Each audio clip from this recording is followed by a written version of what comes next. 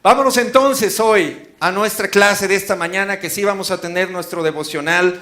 Estamos en el taller de la carta a los Hebreos que se llama No pierdas el rumbo. Recuerda que todo está en nuestro website, en audio, en video, las notas, esto que tengo en la mano, todo está ahí disponible para que pues no perdamos el hilo de lo que estamos hablando. La clase de hoy se llama El pacto establecido con sangre. El pacto establecido con sangre. Y vamos a recordar lo que aprendimos la semana pasada. La clase número 8 se llamó El intercesor suficiente y completo. Y mira lo que aprendimos. Que cuando el mundo nos tienta para abandonar a Jesús, no olvidemos nunca que si hacemos eso, estaríamos prefiriendo algo inútil, ineficaz, pequeñito, comparado a la grandeza de Jesús. No es una decisión inteligente abandonar a Jesús. Al contrario, es una mala decisión. También recordemos que Jesús va a ser solo el sumo sacerdote, solo de quienes lo busquen, no de todos, solo si lo buscas. Es la condición que pone la Biblia. Él ya está dispuesto y accesible para todo ser humano, pero de acuerdo a la Biblia, solamente quienes lo buscan encuentran ese sacerdocio, los demás no. 3. Jesús intercede por sus discípulos ante el Padre todo el tiempo. Aún en tu momento de más desánimo, Cristo está intercediendo por ti. Eso fue algo conmovedor, ¿no crees? 4. Hay razones bíblicas para el reemplazo del antiguo pacto por el nuevo pacto. Demostramos por qué era necesario ese reemplazo. Y también hablamos, número 5, que el pasar de un pacto a otro equivale a cambiar lo obsoleto por lo nuevo. ¿Alguien se animó con el cambio que les propuse? ¿Ya lo pensaron bien? Mi Printaform por todos tus equipos electrónicos nuevos. ¿Nadie quiso? Bueno, pues muy mal negocio, ¿eh? No saben hacer negocios. No, porque entendemos por qué quiero algo viejo, obsoleto, que ya no sirve, que ni siquiera se puede conectar a internet cuando tengo todo lo mejor al alcance. Así es la vida cristiana. ¿Para qué queremos regresar a lo viejo, a lo obsoleto, a lo vacío, a lo inútil, a lo ridículo, si tenemos lo mejor, que es Jesús, que es su gracia, que es su amor, que es su perdón, que es el Espíritu Santo? ¿Para qué quiero otra cosa? Es la mentalidad que debemos tener como discípulos de Jesús. Hoy vamos entonces a leer Hebreos 9, versículos 1 al 10. Acompáñame, por favor, y si nos visitas, te pido por favor que alguien te comparta la Biblia. Dice: ahora bien, el primer pacto tenía sus normas para el culto y un santuario terrenal. En efecto, se habilitó un tabernáculo de tal modo que en su primera parte, llamada el lugar santo, estaban el candelabro, la mesa y los panes consagrados. Voy a hacer un ejercicio para que sea más visual. Diego, ¿podemos correrlo, por favor? Aquí el autor de Hebreos está describiendo lo que era el tabernáculo. A ver si logramos que corra. Ahí está. Ponemos un poquito de audio. Este es un modelo del tabernáculo como se estableció en tiempos de Moisés, allá en el desierto, ¿ok? Y vamos a ir viendo gráficamente cómo es lo que estaba en la mente del autor de Hebreos cuando escribe Hebreos 9. Aquí está entrando por lo que era la barda exterior hecha de tela, y nos vamos a encontrar con un altar que estaba en medio, que era el altar de los sacrificios. Aquí es donde, ya desde tiempos del tabernáculo, los israelitas ofrecían sacrificios a Dios de acuerdo a lo que Dios mismo iba pidiendo. Ahí están los borreguitos que pues pronto iban a hacer barbacoa para el sacrificio. Bueno, pobrecitos, ¿verdad? Qué bueno que ya no estamos en ese tiempo. Después, si se fijan, aquí el autor en el versículo 12, los voy a ir leyendo y ustedes vayan viendo, ¿no? Dice: en efecto, se habilitó un tabernáculo de tal modo que en su primera parte, llamada el lugar santo, estaban el candelabro, la mesa y los panes. Estamos en la parte exterior de lo que es el tabernáculo. Ahí tenemos un lavatorio para purificación. Y después vamos a comenzar entrando, como dice el capítulo 9, a la primera parte, a lo que se llamaba el lugar santo. ¿Okay? Ahí vamos entrando, miren, todo va bien. Bien tercera dimensión, ¿no? Realidad virtual. Ahí abrimos. Y ahí nos vamos a encontrar al lugar santo. Ahí está el candelabro de este lado, también llamado la menorá de los 7 brazos, un candelabro de 7 brazos. La mesa de los panes consagrados, que está por allá, ¿ok? Y este es lo que se llama el lugar santo. Ahí lo puedes ver. ¿Recuerdan la semana pasada que les mostré en el arco de Tito unos romanos cargando esto? Esto lo sacaron del templo y fue como un trofeo para ellos. Y ahí está la mesa del pan. Mira, hasta se antoja ese panecito. Parece como esos panes de pueblo así ricos, ¿verdad? Me gusta el pan, pero bueno. Ahí está. Esa es la mesa de los panes, ¿ok? Y ahí tenemos a uno de los sacerdotes sirviendo los panes. Y ahí tenemos el altar del incienso, ¿ok? Pero hay otra cortina adentro. Si nos vamos al versículo 3 dice, ahí está el incienso, como ves, te lo voy a ir leyendo. Tras la segunda cortina estaba la parte llamada el lugar santísimo, el cual tenía el altar de oro para el incienso y el arca del pacto, toda recubierta de oro. Dentro del arca había una urna de oro que contenía el maná, la vara de Aarón que había retoñado y las tablas del pacto. Encima del arca estaban los querubines de la gloria que cubrían con su sombra el lugar de la expiación, pero ahora no se puede hablar de todo esto en detalle. Entonces ahí tenemos el arca de la alianza y adentro del arca las tablas de los 10 mandamientos, la vara de Aarón, restos del maná, y así es como los israelitas adoraban a Dios, ¿ok? Esta es una réplica de lo que era el tabernáculo y es precisamente lo que el autor de Hebreos está describiendo aquí. Entonces ya tuviste tu experiencia en realidad virtual, ya regresamos al tiempo y entramos. Vamos a pararlo ahí, por favor. Y bueno, obviamente Dios se creía que estaba en este lugar y que Él mismo estaba presente en el tabernáculo, por eso lo adoraban. Dice el versículo 6, así dispuestas todas estas cosas, los sacerdotes entran continuamente en la primera parte del tabernáculo para celebrar el culto, pero en la segunda parte entra únicamente el sumo sacerdote, y solo una vez al año, provisto siempre de sangre que ofrece por sí mismo y por los pecados de ignorancia cometidos por el pueblo. Con esto, el Espíritu Santo da a entender que mientras sigue en pie el primer tabernáculo, aún no se habrá revelado el camino que conduce al lugar santísimo. Esto nos ilustra hoy día que las ofrendas y los sacrificios que allí se ofrecen no tienen poder alguno para perfeccionar la conciencia de los que celebran ese culto. No se trata más que de reglas externas relacionadas con alimentos, bebidas y diversas ceremonias de purificación, válidas solo hasta el tiempo señalado para reformarlo todo.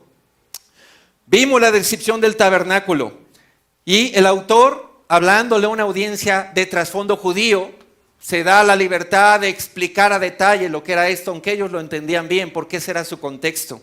Pero dice en el versículo 8, mientras sigue en pie el primer tabernáculo, aún no se habrá revelado el camino que conduce al lugar santísimo. Tenía que terminarse ese modelo para que se diera pie a lo nuevo, a lo que seguía. Y versículo 9 al 10 aclara que todos los sacrificios y las ofrendas que allí se ofrecían no tenían poder para perfeccionar la conciencia. Eso fue lo que hizo Jesús a través de su sangre. Crecer en la fe, hacernos más como Él. Y eso solo es a través de Él. No se puede en el antiguo pacto lograr eso. Solo es en el nuevo pacto. Y eso nos debe quedar claro. Y el autor vuelve a afirmar la idea que tenía que desaparecer todo este sistema para que lo nuevo quedara establecido. Como vimos, todo el templo de Jerusalén desapareció en el año 70 después de Cristo. Vamos al versículo 11 de Hebreos 9. Dice, Cristo, por el contrario, al presentarse como sumo sacerdote de los bienes definitivos en el tabernáculo más excelente y perfecto, no hecho por manos humanas, es decir, que no es de esta creación, entró una sola vez y para siempre en el lugar santísimo. No lo hizo con sangre de machos cabríos y becerros, sino con su propia sangre, logrando así un rescate eterno. La sangre de machos cabríos y de toros y las cenizas de una novilla rociada sobre personas impuras las santifican de modo que quedan limpias por fuera. Si esto es así, ¿cuánto más la sangre de Cristo, quien por medio del Espíritu Eterno se ofreció sin mancha a Dios, purificará nuestra conciencia de las obras que conducen a la muerte, a fin de que sirvamos al Dios viviente? Por eso Cristo es mediador de un nuevo pacto, para que los llamados reciban la herencia eterna prometida, ahora que Él ha muerto para liberarlos de los pecados cometidos bajo el primer pacto. Nos dice la Biblia que a través de su sacrificio, Cristo en el versículo 11 se presentó como sumo sacerdote de los bienes definitivos en el tabernáculo más excelente y perfecto. Lo que vemos aquí es que el autor de Hebreos nos habla primero del tabernáculo terrenal, pero luego nos dice que en el cielo también existe algo así, algo perfecto. De hecho, algo que Dios le mostró a Moisés, le mostró los planos y le dijo, mira, este es el modelo de lo que tú vas a hacer. Tal vez una imagen de lo que hay en el cielo, y en base a lo que pudo Moisés comprender, fue lo que hizo con la réplica del tabernáculo.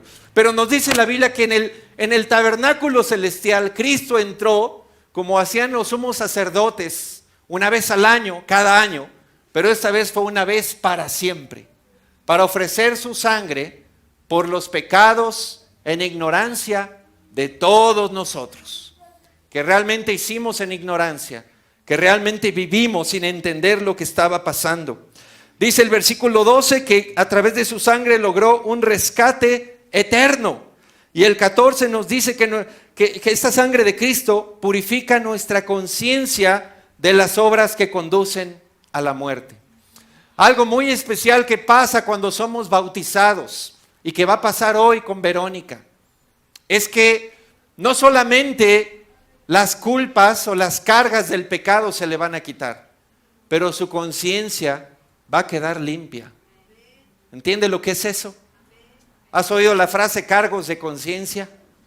¿Cómo sería, amigo, que hoy nos acompañas, que de repente esa conciencia culposa, toda esa acusación que hay por nuestros errores de nuestra vida, sean quitados? Y de repente seas limpio de todo eso y salgas para una vida diferente, con una conciencia limpia. Créeme, los que hemos pasado por ahí, se siente que te quitan un gran peso de encima, enorme peso. Y eso es lo que va a experimentar hoy Verónica. Y amigo que hoy nos acompaña, si todavía no has vivido el bautismo cristiano, de eso te estás perdiendo, de tener una conciencia limpia. Y ni digas, no, es que yo soy bueno, yo no tengo nada que Dios me perdone. ¿Seguro? Vamos a estudiar la Biblia y te aseguro que vas a encontrar muchas cosas de las cuales necesitas perdón. Aunque tú pienses que eres muy bueno y tienes una aureola aquí en la cabeza y nada más te falta que te dediquen tu día de santo, ¿no? Y te pongan tu altar. No, Romanos dice, todos han pecado y están lejos de Dios. Ni uno nos salvamos, todos necesitamos ser perdonados, ¿ok? Versículo 15 dice que Cristo es mediador de un nuevo pacto y los beneficios que nos da, la herencia eterna y la liberación de los pecados cometidos. ¿Qué más quieres que ser perdonado de tus pecados? Es lo que ofrece Jesús a través de su sacrificio. Vamos al versículo 16. Dice, en el caso de un testamento es necesario constatar la muerte del testador, pues un testamento solo adquiere validez cuando el testador muere y no entra en vigor mientras vive. De ahí que ni siquiera el primer pacto se haya establecido sin sangre. Después de promulgar todos los mandamientos de la ley a todo el pueblo, Moisés tomó la sangre de los becerros junto con agua, lana escarlata y ramas de hisopo y roció el libro de la ley y a todo el pueblo diciendo, esta es la sangre del pacto que Dios ha mandado que ustedes cumplan. De la misma manera roció con sangre el tabernáculo y todos los objetos que se usaban en el culto. De hecho, este versículo es fuerte y me costó mucho tiempo entenderlo. De hecho, la ley exige que casi todo sea purificado con sangre, pues sin derramamiento de sangre no hay perdón. Qué fuerte, ¿por qué dice esto? Bueno, aquí el autor de Hebreos se refiere a Éxodo 24, cuando Moisés precisamente, recibiendo instrucciones de Dios, usó la sangre de animales sacrificados y con eso hizo una ceremonia de purificación. Y ahí comenzó esta idea de la sangre. La sangre también nos dice otro pasaje que ahorita lo vamos a ver, cómo para Dios era importante que hubiera un sacrificio, que hubiera algo que muriera para que eso diera acceso al perdón. ¿Por qué? Dice la palabra aquí testamento o pacto, desde el griego significa disposición, contrato, pacto, testamento. Y algo que nos dice el autor de Hebreos es que para que un testamento sea válido, el testador tiene que morir. ¿Cómo sería que tus papás tienen una herencia que va a ser vigente cuando mueran, pero tú vas y se las pides en vida? ¿Has oído de situaciones así? Oye, papá, esta casita que me vas a dar cuando te mueras, ¿no me la puedes dar de una vez? Y aceleramos el trámite. Hay personas que hacen eso, ¿verdad? Y obviamente no está bien. ¿Qué le están diciendo a su papá? Ya muérete para que ya me des lo que me toca. Bueno, hoy entendemos que para que un testamento sea vigente, quien hizo el testamento debe morir primero. De la misma manera, un pacto o testamento entre Dios y los hombres involucra que alguien muera. Involucra que alguien pague con su vida para que ese pacto se pueda dar, para que ese acuerdo se pueda dar, para que ese arreglo entre Dios y la humanidad se pueda dar. ¿Por qué? ¿Por qué es esto? Porque dice el versículo 22, según la ley casi todo ha de ser purificado con sangre, y sin derramamiento de sangre no hay perdón. Por años yo estaba así, pero ¿por qué con sangre? ¿Por qué no con agua o con leche o con otra cosa? ¿Por qué a fuerzas alguien se tiene que morir? Tuve que entender que Dios es un Dios santo y un Dios puro. Y que Él no soporta el pecado. Él es enemigo del pecado. Él no puede convivir con los pecadores. Él no puede establecer una relación de amor con alguien que vive en el pecado, porque Él odia el pecado. Es luz y oscuridad, no se mezclan. Nos afecta tanto nuestra mente de grises. Ay, ¿por qué no mezclar? ¿Por qué no combinar? ¿Por qué no diluir? Dios no es así. Él no puede mezclarlo. La única forma que Él fuera congruente con su santidad y su rectitud para establecer una relación con su creación pecadora era que alguien pagara con su sangre para que eso se diera. Por eso año con año tenía que haber sacrificios de sangre en Israel para que Dios perdonara los pecados del pueblo y les diera otra oportunidad. Pero volvían a pecar y tenían que hacer otro sacrificio una vez al año por esos pecados. Después Dios pensó en toda la humanidad y desde el inicio lo tenía planeado y entonces decidió que iba a haber un sacrificio final para que todos nosotros tuviéramos acceso a ese perdón. Levítico 17:11 dice, porque la vida de toda criatura está en la sangre, yo mismo se le he dado a ustedes sobre el altar para que hagan propiciación por ustedes mismos, ya que la propiciación se hace por medio de la sangre, porque tiene que haber sangre derramada para que haya perdón. De otra manera, un Dios tan santo, tan puro y tan perfecto no puede perdonar al ser humano. No se puede. Entonces, amigo, creas o no creas esto, alguien tuvo que pagar con su sangre para que Dios te diera a ti la oportunidad de ser perdonado. Quiero que entendamos la dimensión del sacrificio de Jesús. Él se ofreció voluntariamente y dijo, Dios, aquí estoy yo. Vamos a perdonar a toda la humanidad. Vamos a darle chance a todo ser humano que se acerque a nosotros. Yo me ofrezco. Él dio su sangre y gracias a eso cada ser humano tiene la oportunidad, si quiere, de ser perdonado, de entrar en una relación con Dios, de recibir el Espíritu Santo, que es una maravilla, de que su nombre sea escrito en el libro de la vida, para cuando nos toque entregar y colgar los tenis, como decimos, ¿no? Estemos bien con Dios. Todos un día vamos a experimentar la muerte. ¿Sí lo crees? ¿O también crees que nunca te vas a morir? Tú te vas a morir. Y creas o no creas en Dios, ahí te vas a dar cuenta si todo esto era cierto o era un cuento. Nosotros creemos que es cierto. Pero hermanos y amigos, Cristo murió para que nosotros tuviéramos esta oportunidad. Y debemos valorarlo. Vamos a ver cómo termina aquí Hebreos 9, versículo 23. Dice, así que era necesario que las copias de las realidades celestiales fueran purificadas con esos sacrificios, pero que las realidades mismas lo fueran con sacrificios superiores a aquellos. En efecto, Cristo no entró en un santuario hecho por manos humanas, simple copia del verdadero santuario, sino en el cielo mismo, para presentarte ahora ante Dios en favor nuestro, ni entró en el cielo para ofrecerse una vez tras vez, como entra el sumo sacerdote en el lugar santísimo cada año, con sangre ajena, ni siquiera es su sangre, es sangre de alguien más. Si así fuera, Cristo habría tenido que sufrir muchas veces desde la creación del mundo. Al contrario, ahora, al final de los tiempos, se ha presentado una sola vez y para siempre, a fin de acabar con el pecado mediante el sacrificio de sí mismo. Y así como está establecido que los seres humanos mueran una sola vez y después venga el juicio, también Cristo fue ofrecido en sacrificio una sola vez para quitar los pecados de muchos, y aparecerá por segunda vez, ya no para cargar con pecado alguno, sino para traer salvación a quienes lo esperan. ¿Qué nos dice la Biblia? Que Cristo entró en la realidad celestial y que a través de ese sacrificio en favor nuestro, lo que quiso hacer fue acabar con el pecado. Acabar con el pecado. ¿Por qué el problema del pecado? Si te vas a Génesis 3 y ves la historia de la caída de la humanidad, vas a entender por qué el dolor de Dios de ver tanto pecado en el mundo. El pecado destruyó al ser humano. El pecado, cuando entró al mundo, acabó con los sueños de Dios para su creación. Y ya no fue posible que, en este caso, Adán y Eva, que representaban al inicio de la humanidad, pudieran disfrutar lo que Dios había planeado para ellos. Porque entró el pecado.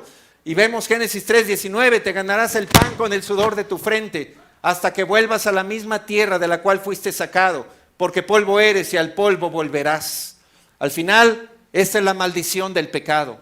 Entonces Dios tenía que hacer algo para que esa maldición desapareciera y tuviéramos un camino libre a Él. Y ese algo lo hizo Jesús.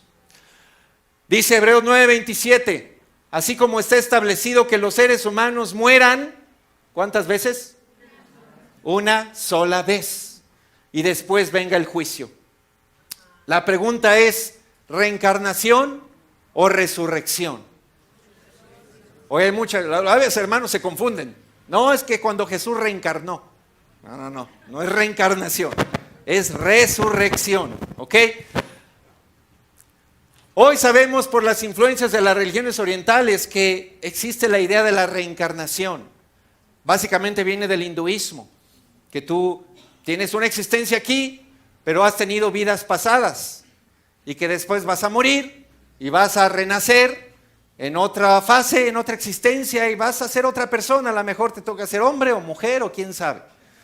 Bueno, hay gente actualmente en nuestra sociedad que coquetea con esta idea de la reencarnación, que le gusta pensar que es así la cosa, que hay incluso gente con carreras, educados, no, sí, cuando vamos a reencarnar, y es que yo tengo recuerdos de mi otra vida cuando estuve en la Revolución Mexicana, y recuerdo a Pancho Villa. Hay gente que expresa este tipo de ideas.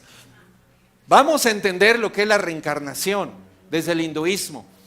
El Chandogya Upanishad, que por acá lo tenemos, que es uno de los textos sagrados del hinduismo, dice lo siguiente: así aquellos de conducta agradable aquí, el prospecto es de hecho que entrarán a un útero agradable, ya sea el útero de un brahman, que es la clase sacerdotal, o el útero de kshatriya, la clase real o guerrera, o el útero de vaisya, la clase profesional o trabajadora. O sea, si te portas bien, te va a tocar reencarnar en alguna de esas clases sociales. Pero para aquellos de conducta desagradable, o sea, si te portas mal, el prospecto es de hecho que entrarán en un apestoso útero de perro, o el útero de un cerdo, o el útero de un marginado. O sea, peor que perro y cerdo, marginado. Esta es la doctrina de la reencarnación. ¿Quieres creer en eso? Si pasa un perro en la calle y a lo mejor, mira, ahí va mi tío, el que nunca se arrepintió. Eso es lo que le tocó. O imagínate, estás comiendo carnitas y a lo mejor era un pariente, ¿no? O sea, piensa en esta idea. La reencarnación es esto. ¿Quieres creer en eso? Y luego todo basado en clases sociales. Peor que perro y cerdo, un marginado, la clase más pobre de la India. Ahí te va a tocar nacer por portarte mal en este mundo. Mira, la Biblia dice, todos vamos a morir una sola vez y después el juicio de Dios. Esa es la enseñanza bíblica. Por mucho creo mejor en esto que en aquello. Así que no mezclemos ideas orientales con la fe cristiana, porque están muy separadas una de la otra. Y al final nos dice la Biblia también, en el versículo 28, que Cristo aparecerá por segunda vez, ya no para cargar con pecado, sino para traer salvación a quienes lo esperan. Hermanos, no estamos condenados a un ciclo de reencarnación como en las enseñanzas del hinduismo y el budismo, que solo a través de la meditación, los mantras, yoga y muchas disciplinas de ese tipo te puedes liberar de este ciclo hasta que llegues a la experiencia liberadora del moksha y entonces rompas el ciclo de la reencarnación y por fin te mueras una sola vez y para siempre y ya descansa tu alma. Eso no es lo que enseña el cristianismo. El cristianismo nos dice, todos tenemos una sola vida y vamos a morir. Y lo que sigue después es la realidad de estar delante de Dios y rendirle cuentas. Y lo que sigue también es que un día Cristo va a regresar, ya no a cargar los pecados, ya no a rogarle a la humanidad que se acerque a Él, va a regresar al juicio, simplemente a recolectar a sus elegidos y a los demás que enfrenten su realidad, su decisión. Amigo que hoy nos acompañaste, ¿eres de los que piensa que tienes varias vidas como gato? 9 vidas, así que no importa cómo vivas esta, ya en tu siguiente reencarnación te portarás mejor.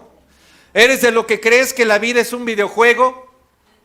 ¿Qué importa que maneje borracho al fin que tengo otras vidas todavía? ¿No? Eso no se puede.